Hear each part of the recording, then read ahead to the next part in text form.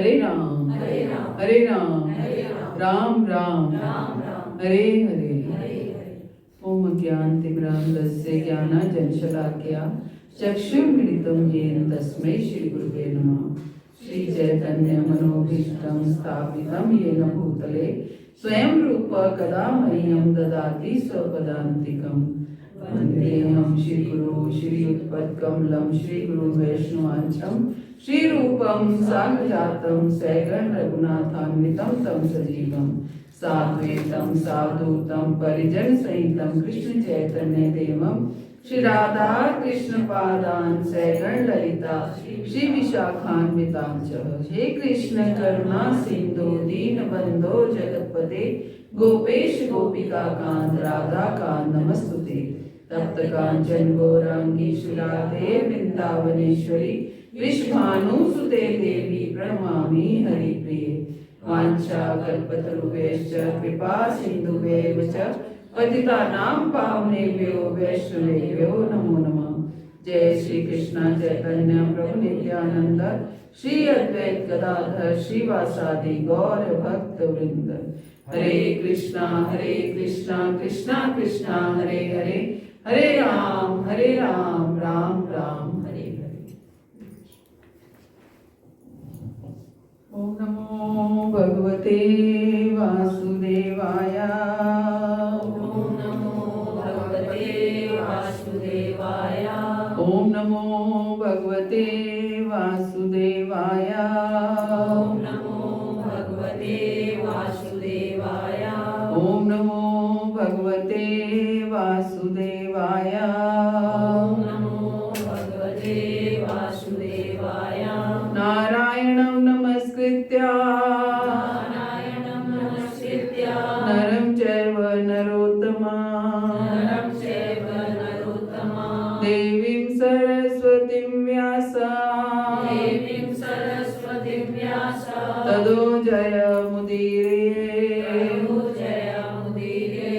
नष्टप्रायेषु अभद्रेषु नष्टप्रायेषु अभद्रेषु नित्यं भागवत सेवया नित्यं भागवत सेवया भगवती उत्तम श्लोके भगवती उत्तम श्लोके भक्तिर्भवति नैष्ठिकी। भक्तिर्भवति नैष्ठिकी।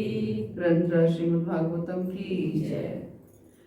ग्रंथराज श्रीमद् भागवतम स्कंद 4 अध्याय 9 में से हम पढ़ रहे थे ध्रुव महाराज का घर लौटना। तो हम चर्चा कर रहे थे कि भगवान जो हैं ध्रुव महाराज के सामने प्रकट हो गए हैं। जैसा ध्रुव महाराज ध्यान कर रहे थे भगवान उसी रूप में ध्रुव महाराज के सामने प्रकट हुए। और अब ध्रुव महाराज के को शब्द नहीं मिल रहे हैं कि कैसे भगवान की स्तुति करें, सामने भगवान आ जाएं और भगवान को कैसे ग्लोरीफाई करें, कैसे भगवान की स्तुति गुणावलियों को गाएं। तो मुख से शब्द नहीं निकल रहे हैं। तो भगवान ने अपना शंख जो है वो ध्रुव महाराज के मस्तक पर छुआया तो ध्रुव महाराज के मुख से शब्द निकलने लग गए, क्योंकि भगवान जानते थे कि ध्रुव महाराज को शब्द नहीं आ रहे हैं। तो इसलिए उन्होंने अपना शंख मस्तक पे छुआया तो ध्रुव महाराज के मुख से शब्द निकलने लगे। और अब ध्रुव महाराज जो है वो स्तुति कर रहे हैं और स्तुति करने में अब ध्रुव महाराज अपनी गलती को मान रहे हैं, अपने अब बता रहे हैं कि मैं कहाँ गलत था, मेरे से ये बहुत बड़ी गलती हुई। क्या वो कह रहे हैं कि जो व्यक्ति इस चमड़े के थैले की इंद्रिय तृप्ति के लिए ही आपकी पूजा करते हैं वे निश्चय ही आपकी माया द्वारा प्रभावित है। कि मैं तो इस शरीर के लिए राजपाट की इच्छा कर रहा था, अपने पिता के राज्य की इच्छा कर रहा था। कि इस शरीर क्या है, एक चमड़े का थैला है और जो भी इस शरीर के लिए भौतिक वस्तुओं की इच्छा करता है, इंद्रिय तृप्ति के लिए ही आपकी पूजा करता है, तो वो क्या है, वो आपकी माया से प्रभावित है। आप जैसे कल्प वृक्ष तथा जन्म मृत्यु के से मुक्ति के कारण को पार करके भी मेरे समान मूर्ख व्यक्ति आपसे इंद्रिय तृप्ति हेतु वरदान मांगते हैं। कि मैं कितना मूर्ख था कि मैंने किसके लिए तपस्या भी की, 6 महीने मैंने तपस्या की, लेकिन तपस्या के पीछे मेरी इच्छा क्या थी, मेरी भावना क्या थी कि मुझे भौतिक राज्य मिल जाए, मेरे पिता का राजपाट मिल जाए, उससे भी बड़ा राज मिल जाए। तो मैंने अपनी इंद्रिय तृप्ति के लिए, अपनी सेंस ग्रेटिफिकेशन के लिए तपस्या करी और आपसे वरदान चाहा, जो कि नर्क में रहने वाले व्यक्तियों के लिए भी उपलब्ध हैं। जो व्यक्ति नर्क में रहते हैं वो भी अगर तपस्या करें या कुछ भी ऐसा अनुष्ठान करें तो उनको भी ये वरदान प्राप्त हो सकते हैं। तो मैं कहाँ मनुष्य योनि भी प्राप्त की और फिर भी कहाँ इन चंद वस्तुओं के लिए मैं कहाँ फंस गया और कहाँ आपसे तपस्या भी करी 6 महीने, तो केवल भावना क्या थी कि मुझे भौतिक राज्य प्राप्त हो जाए, पिता का राजपाट प्राप्त हो जाए। तो ये मैं कितना बड़ा मूर्ख था, लेकिन आज मुझे समझ में आने लगी। आज अब आगे ध्रुव महाराज क्या कहते हैं, हे भगवान, आपके चरण कमलों के ध्यान से या शुद्ध भक्तों से आपकी महिमा का श्रवण करने से जो दिव्य आनंद प्राप्त होता है वह उस ब्रह्मानंद अवस्था से कहीं बढ़कर है। अब ध्रुव महाराज क्या रियलाइज कर रहे हैं कि आपके चरण कमलों के ध्यान से और शुद्ध भक्तों से आपकी महिमा का श्रवण करने से, क्योंकि ध्रुव महाराज को नारद जी का संग प्राप्त हुआ, नारद जैसे गुरु उनको प्राप्त हुए, तो शुद्ध भक्तों से आपकी महिमा का श्रवण करने से जो आनंद प्राप्त होता है वह आनंद उस ब्रह्मानंद अवस्था से कहीं बढ़कर है, जिसमें मनुष्य अपने को निर्गुण ब्रह्म से तदाकार हुआ सोचता है। ब्रह्मानंद अवस्था क्या हुई? इस ब्रह्मानंद अवस्था वो अवस्था है जब हम ये सोचते हैं कि हम भगवान में मिल जाएं, जिसको हम सायुज्य मुक्ति भी कह देते हैं। ब्रह्मानंद अवस्था मीन्स भगवान में मिल जाना। तो क्या कह रहे हैं कि आपके चरण कमलों के ध्यान से और शुद्ध भक्तों का जब संग प्राप्त होता है वो, और शुद्ध भक्तों के संग से प्राप्त होने के साथ साथ हम शुद्ध भक्तों के मुख से जो आपकी गुणावलियों को सुनते हैं, आपके जो गुणों को सुनते हैं, आपकी कथाओं को सुनते हैं, तो जो आनंद प्राप्त होता है, जो दिव्य आनंद प्राप्त होता है वो ब्रह्मानंद अवस्था से बढ़कर है। ब्रह्मानंद अवस्था में क्या है? बस भगवान में मिल जाना है। कोई रिएक्शन, कोई एक्शन कुछ नहीं है, कोई भाव का प्रकट नहीं है कि भगवान सामने हैं, हम भगवान के सामने रो रहे हैं, क्रंदन कर रहे हैं, उनसे मिलने की इच्छा कर रहे हैं, उनको भोजन पवा रहे हैं, उनकी सेवा कर रहे हैं। उस सेवा में जो आनंद है वो आनंद जो है भगवान के अंदर समा जाने में, भगवान से में मिल जाने में कहाँ आनंद है? वो तो केवल मिल गए और एक तरह से हमारा अस्तित्व समाप्त हो गया। ना हमारे पास कोई सेवा है, ना कोई दर्शन है, ना कोई स्तुति है, कुछ नहीं है ना। ब्रह्मानंद, उसको चाहे हम ब्रह्मानंद अवस्था कह देते हैं, शास्त्र हमारे ब्रह्मानंद अवस्था कहते हैं।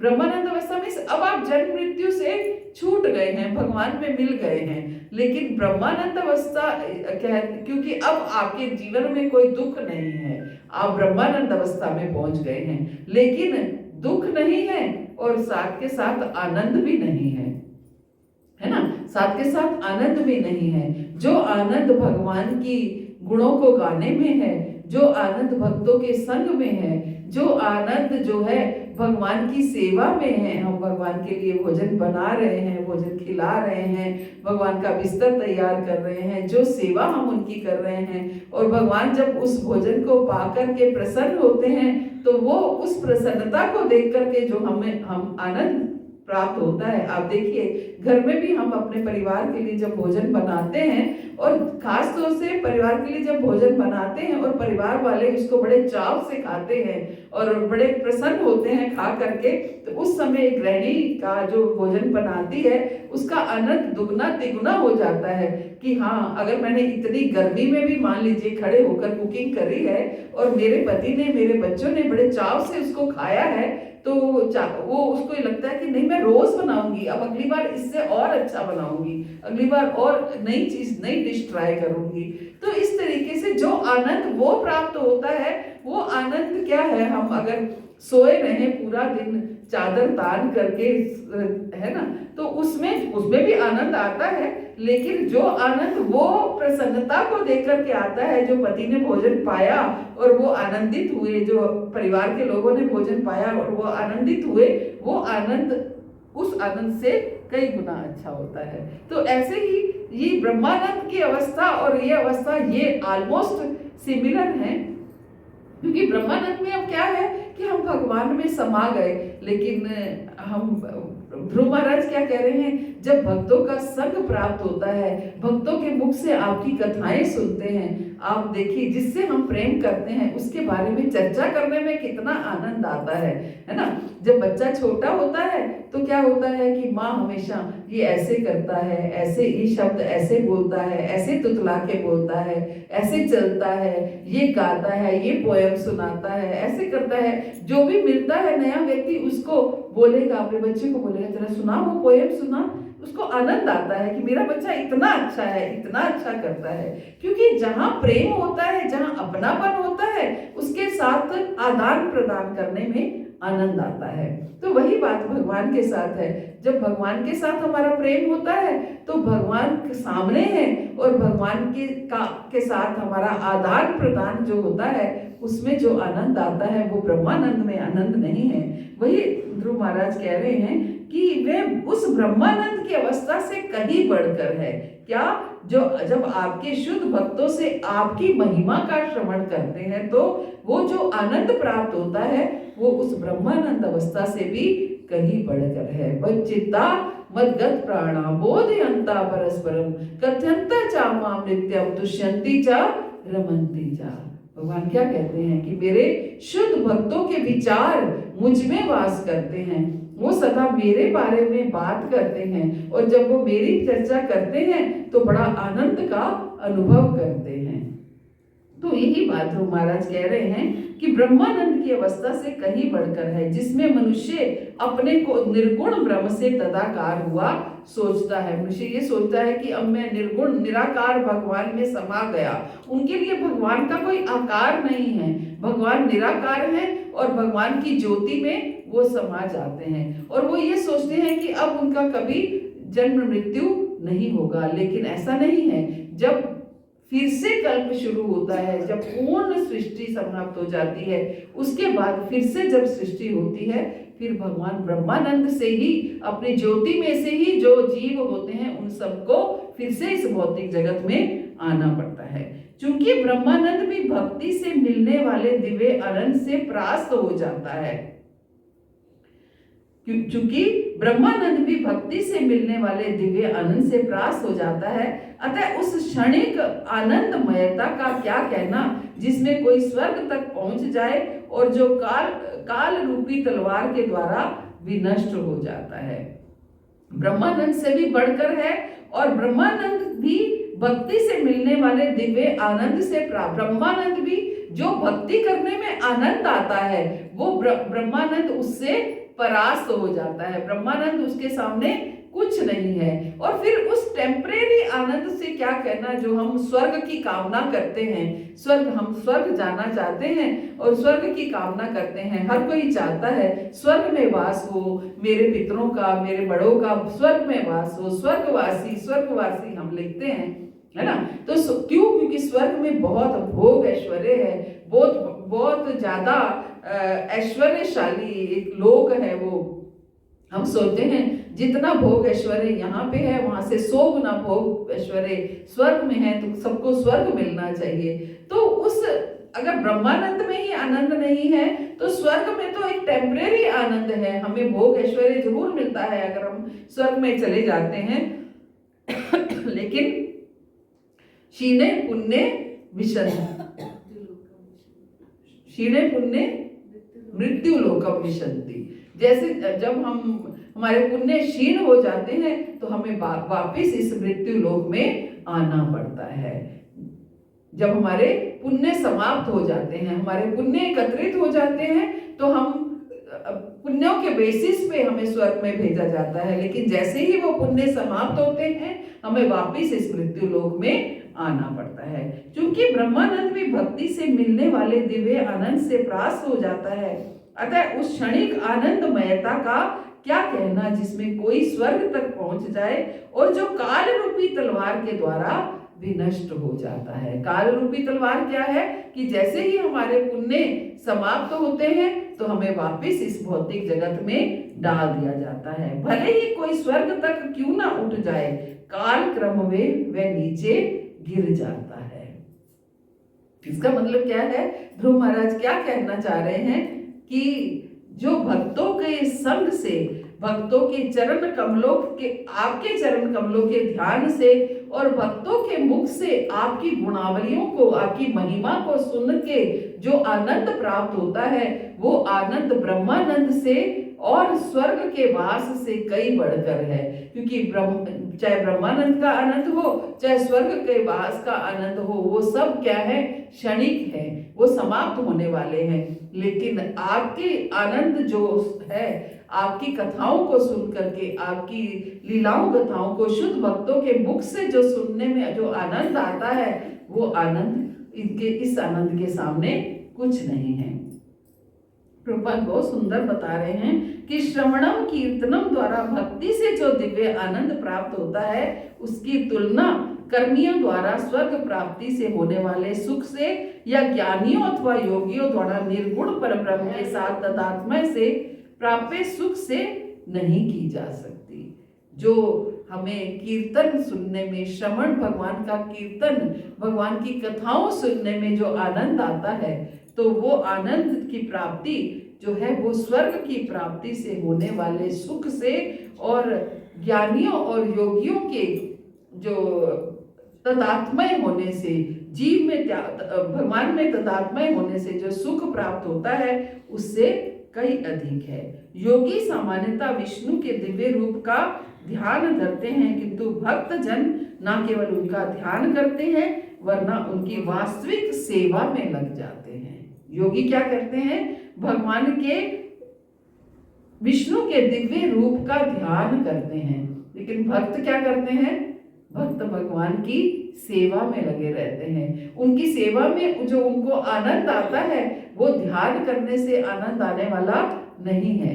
जो आनंद सेवा में आता है कि हम भगवान के लिए कुछ ना कुछ कर रहे हैं, भगवान, और उस सेवा से अगर भगवान प्रसन्न होते हैं, और कुछ नहीं तो भगवान का नाम ले रहे हैं, जब भगवान का नाम लेते हैं तो भगवान प्रसन्न होते हैं। भगवान का कीर्तन, नाम का कीर्तन करते हैं तो भगवान प्रसन्न होते हैं। जब हम भगवान की लीलाओं कथाओं का कथन करते हैं, गाते हैं और सुनते हैं, उन दोनों से ही भगवान प्रसन्न होते हैं। तो बाकी जो सेवाएं हैं, हम भगवान के लिए भोजन बना रहे हैं, बिस्तर लगा रहे हैं, चावल डुला रहे हैं, कुछ भी सेवा हम कर रहे हैं, उन सब से भगवान प्रसन्न होते हैं। और हमारे जीवन का लक्ष्य क्या है?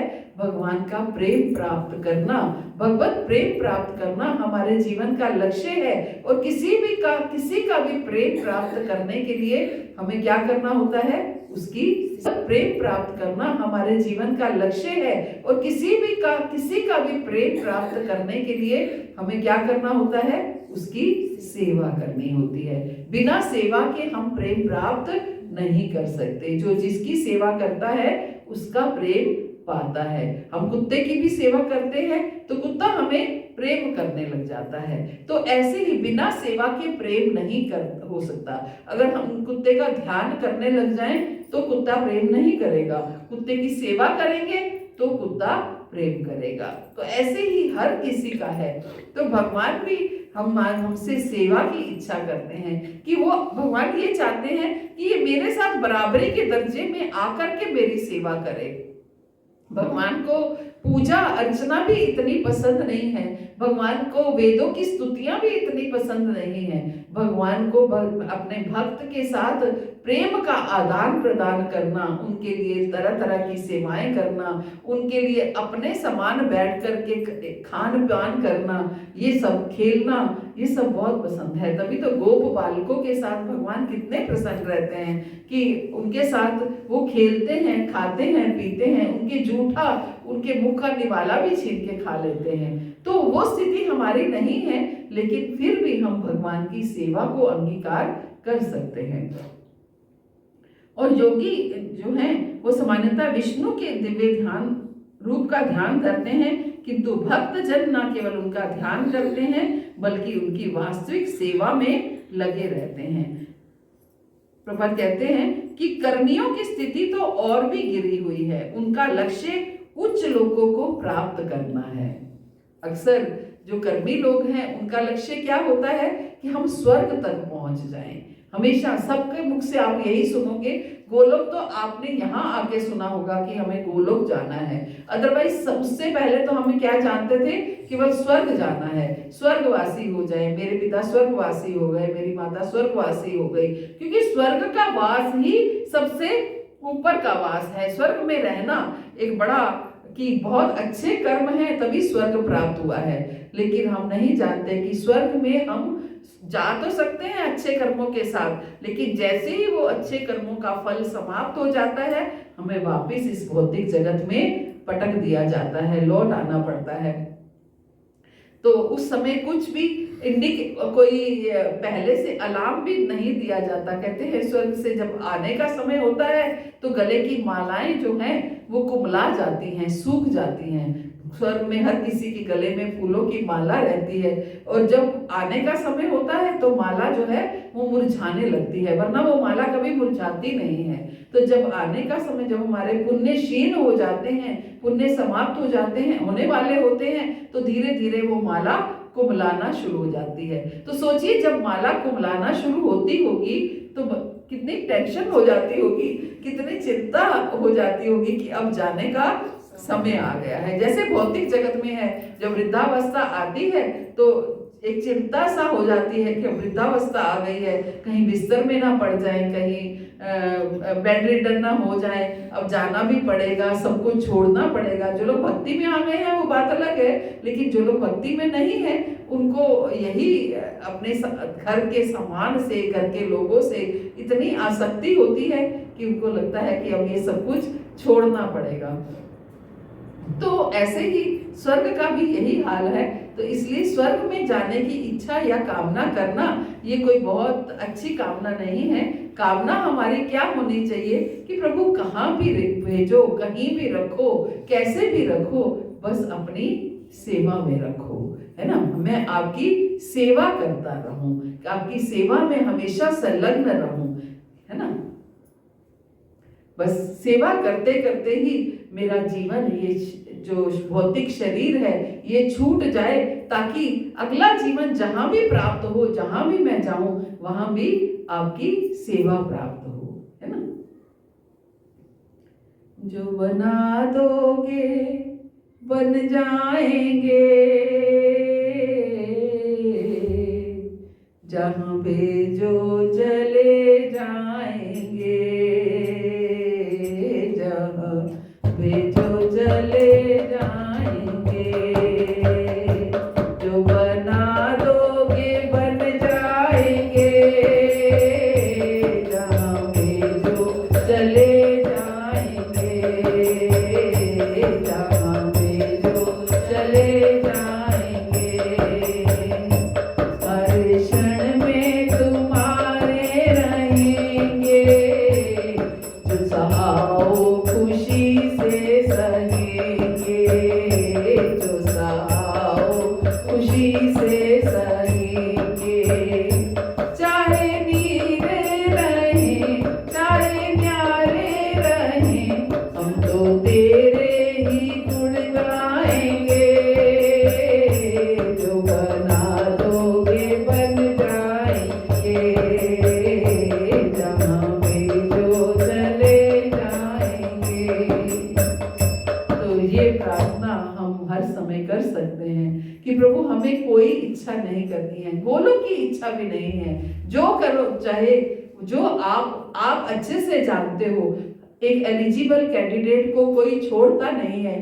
एक भौतिक जगत के स्कूल कॉलेज भी एलिजिबल कैंडिडेट को लेते हैं। अगर हम एलिजिबल होंगे तो भगवान अपने आप अपने धाम में, अपने चरणों में हमें सेवा देंगे। जितनी जितनी एलिजिबिलिटी होगी उतनी उतनी सेवा प्राप्त होगी। अगर एलिजिबिलिटी होगी कि भगवान के धाम में, भगवान के कमरे में उनका बिस्तर लगाने की एलिजिबिलिटी होगी तो ये सेवा मिलेगी, अदरवाइज क्यों मिलेगी। तो हमें अपनी एलिजिबिलिटी तैयार करनी है, हम इतने निपुण हो जाएं, इतने अच्छे भक्त हो जाएं कि हमें इस तरह की सेवाएं प्राप्त होती रहें।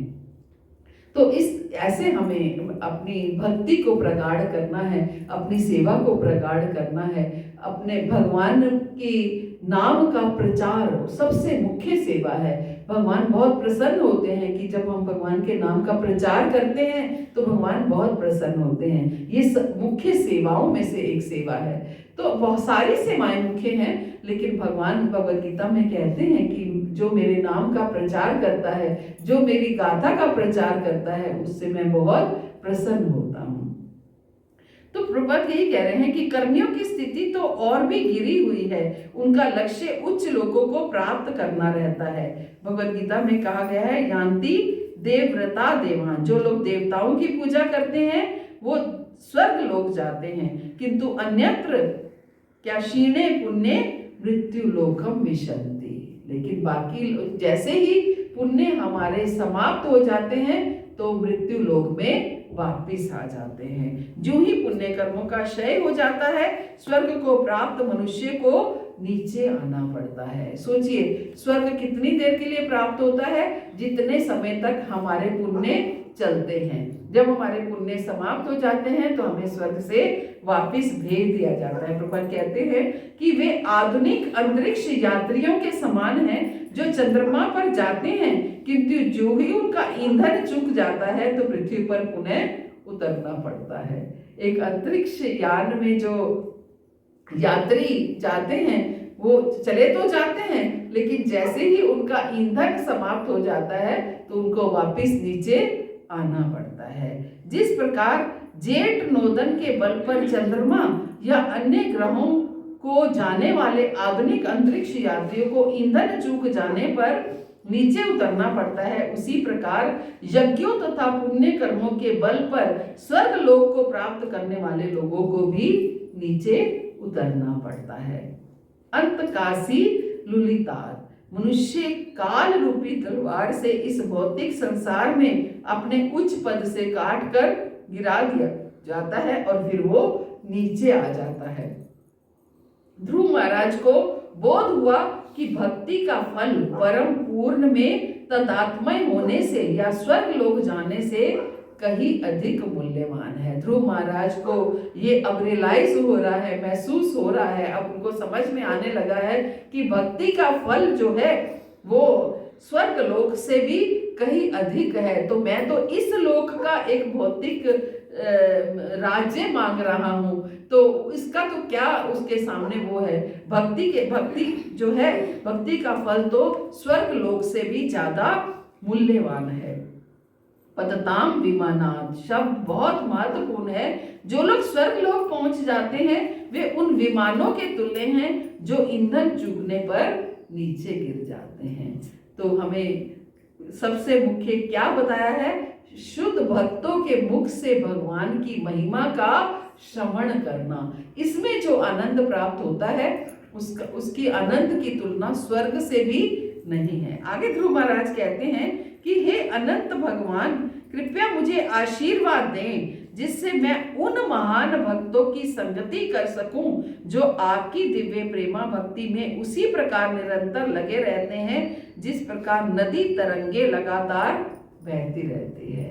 कि हे प्रभु, मुझे उन भक्तों का संग दीजिए, ऐसे भक्तों का संग दीजिए, ऐसे महान भक्तों की मैं संगति प्राप्त कर सकूं जो आपकी दिव्य प्रेमा भक्ति में उसी प्रकार निरंतर लगे रहते हैं जिस प्रकार नदी की तरंगे लगातार बहती रहती हैं।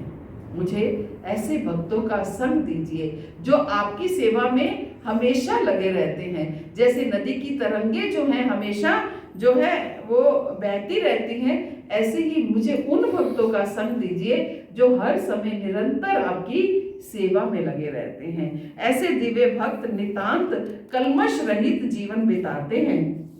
मुझे विश्वास है कि भक्ति योग से मैं संसार रूपी अज्ञान के सागर को पार कर सकूंगा जिसमें अग्नि की लपटों के समान भयंकर संकटों की लहरें उठ रही हैं। ये मेरे लिए सरल रहेगा, क्योंकि मैं आपके दिव्य गुणों और लीलाओं के सुनने के लिए पागल हो रहा हूँ। क्या कह रहे हैं ध्रुव महाराज? क्योंकि मेरे लिए ये सरल रहेगा कि मैं भक्ति योग से संसार रूपी अज्ञान के सागर को पार कर सकूंगा। क्यों? क्योंकि मेरे हृदय में आपकी कथाओं को सुनने के लिए बहुत लोल्यम, बहुत लोलुपता जागृत हो चुकी है। मैं आपकी कथाओं को सुनने के लिए पागल हो रहा हूँ, जिनका अस्तित्व शाश्वत है। भगवान की कथाएं क्या है? शाश्वत है, सतयुग से चली आ रही हैं। आज तक हम कई बार कई कथाएं सुनते हैं, पढ़ते हैं कि ये कथा इस कल्प की नहीं है, पिछले कल्प की है, और उससे पिछले कल्प की है, कितने पुराने कल्पों की है ना। पुरानी पुरानी कथाएं भी आज शास्त्रों में उनका वर्णन किया जाता है। इसका मतलब क्या है? सब कुछ क्षीण हो सकता है, सब कुछ समाप्त हो सकता है, लेकिन भगवान की कथाएं वो क्या है?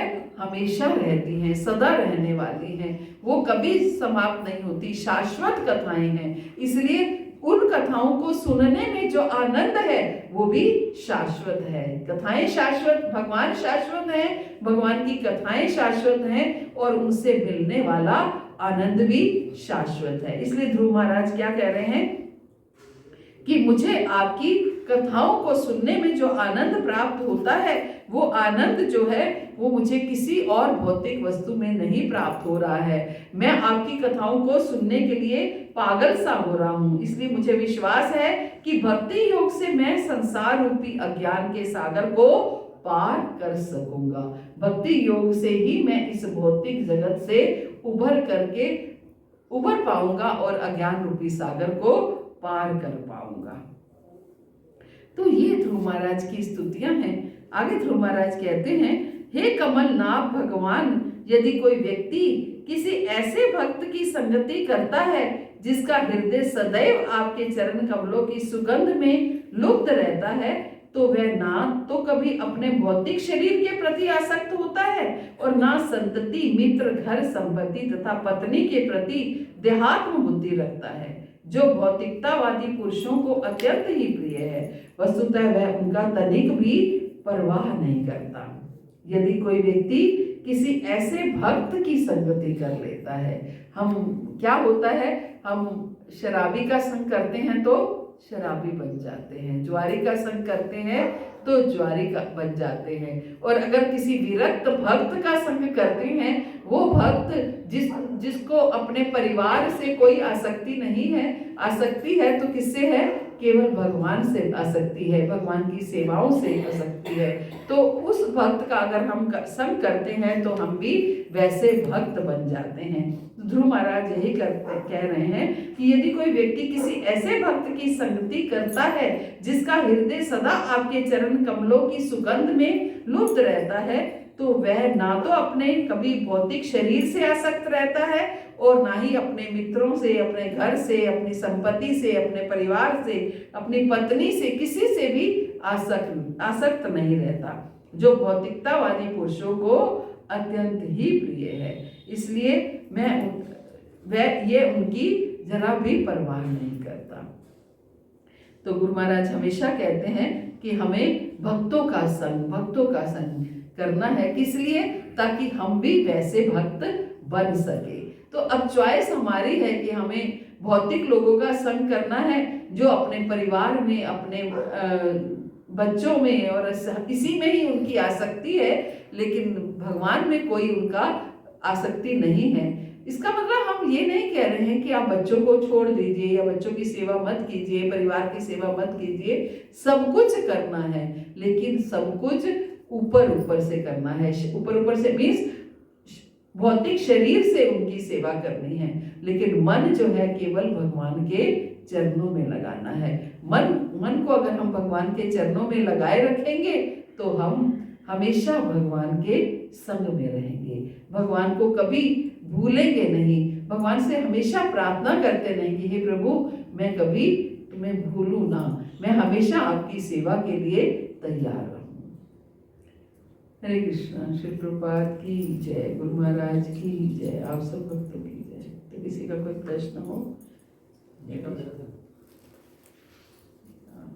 रखा है। तो गीता मैराथन स्टार्ट हो चुका है। तो हम सब जानते हैं कि भगवान भगवद गीता में कहते हैं कि जो मेरी इन कथाओं का जो है, मेरी इस वाणी का, भगवद गीता की वाणी का प्रचार करता है, वो भक्त मुझे सबसे प्रिय है। तो हम सब जो है भगवान के प्रिय बनना चाहते हैं। तो अगर भगवान के प्रिय बनना चाहते हैं तो भगवान इसकी इस वाणी को हमें जन जन तक पहुंचाना होगा। तो हम 1 महीने का गीता मैराथन है, तो केवल हम 10 बुक्स का सोच 10 गीता का टारगेट देते हैं कि 10-10 गीता सबको डिस्ट्रीब्यूट करनी है, कोई बहुत ज़्यादा नहीं है। आप एक दिन छोड़ के भी एक भगवद गीता डिस्ट्रीब्यूट करेंगे तो भी 10 भगवद गीता आराम से डिस्ट्रीब्यूट हो जाएंगी। और ऐसे आपको बहुत से लोग मिलेंगे जो जिनके पास अभी तक भगवद गीता नहीं होगी। तो आपको बस यही करना है कि उन लोगों को खोजना है जो आगे उपहार दे सके भगवद गीता को। उनको हम 10 भगवद गीता अपने पास भी रखेंगे तो पूरा साल में किसी की मैरिज एनिवर्सरी है, किसी का बर्थडे है, हम भौतिक उपहार देते रहते हैं, ऐसे गिफ्ट देते हैं जो थोड़ा समय में हम रख के उसको फेंक दिए जाते हैं। तो भगवद गीता आप किसी को देंगे तो हमेशा अपने पास रखेगा। तो ये हम कम से कम 10-10 भगवद गीता हम 1 महीने में डिस्ट्रीब्यूट करें तो प्रभुपाद की प्रसन्नता के लिए प्रभुपाद इससे बहुत प्रसन्न हो जाएंगे। और भगवद गीता के साथ साथ आप गुरु महाराज की एक पुस्तक आप फ्री में दे सकते हैं, ताकि वो सरल भाषा में है और आप उनको उनके साथ एक तरह से भगवद गीता की कॉस्ट लीजिए और गुरु महाराज की पुस्तक आप फ्री में दीजिए ताकि उनको एक उपहार प्राप्त हो जाए। तो जो लोग भी लेना चाहते हैं वो अपना नाम लिखवा सकते हैं और हम ताकि उसी हिसाब से भगवद गीता मंगवाएंगे। हरे कृष्ण। श्री प्रभुपाद की जय, गुरु महाराज की जय। आप सब